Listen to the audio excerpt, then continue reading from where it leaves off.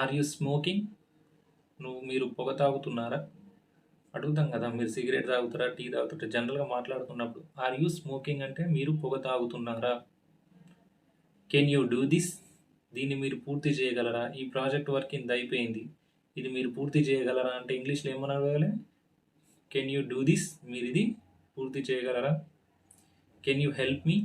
మీరు నాకు సహాయం చేయగలరా? నాకు ఎవరు సహాయం చేయట్లేదు, మీరు సహాయం చేస్తారా అని అడగాల్సినప్పుడు మనం ఏమనాలి ఇంగ్లీష్లో? Can you help me? మీరు నాకు సహాయం చేస్తారా? My father is short.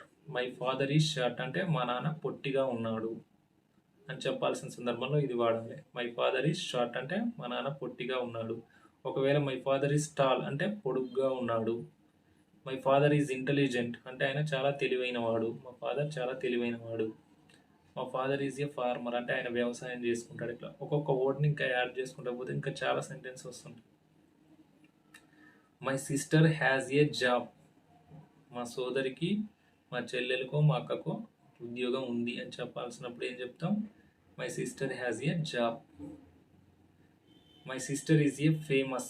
మా సిస్టర్, మా చెల్లెలు ప్రసిద్ధి చెందినది అంటే ఆ జాబ్కి సంబంధించి ఫేమస్ అందులో అని చెప్పాల్సినప్పుడు, ఇప్పుడు డ్రెస్సింగ్, ఇప్పుడు ఫర్ ఎగ్జాంపుల్ చూసినట్లయితే మిషన్ కట్ చేస్తారు కదా, స్టిచ్చింగ్, అందులో ఫేమస్ అంటే అట్లా.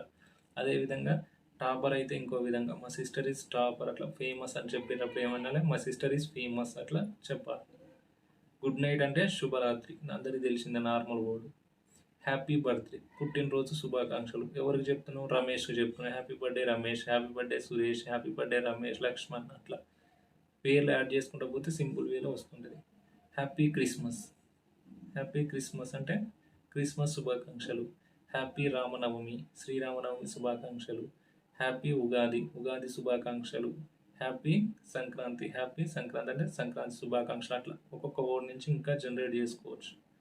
హ్యాపీ న్యూ ఇయర్, నూతన సంవత్సర శుభాకాంక్షలు. సింపుల్ వేలో ఇవి నేర్చుకోవచ్చు. దీని నుంచి ఇంకా ఎన్నో సెంటెన్స్ అనేవి మనం ఫామ్ చేసుకోవచ్చు.